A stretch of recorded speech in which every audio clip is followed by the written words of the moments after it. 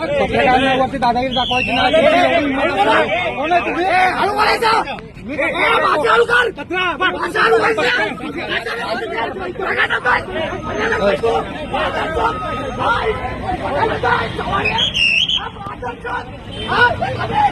रत्नागिरी जिल्ह्यातील चिपळूण येथे उपोषणाची बातमी कव्हर करण्यासाठी गेलेल्या दूरदर्शनच्या पत्रकारावर जीवघेणा हल्ला झाल्याची धक्कादायक घटना घडली आहे। या हल्ल्यात पत्रकार दीपक भागवत गंभीर जखमी झाले असून त्यांच्यावर उपचार सुरू असल्याची माहिती समोर आली आहे। चिपळूण नागरी पतसंस्थेविरोधात सुरू असलेल्या उपोषणाचे वृत्तांकन करत असताना बहादूर शेख नाका परिसरात 30 ते 40 अज्ञात व्यक्तींनी पत्रकारावर हल्ला केल्याचे सांगितले जात आहे। अचानक झालेल्या या हल्ल्यामुळे परिसरात खळबळ उडाली असून पत्रकारांमध्ये संतापाचे वातावरण निर्माण झाले आहे। या घटनेनंतर जखमी पत्रकार दीपक भागवत यांना तातडीने उपचारासाठी रुग्णालयात दाखल करण्यात आले।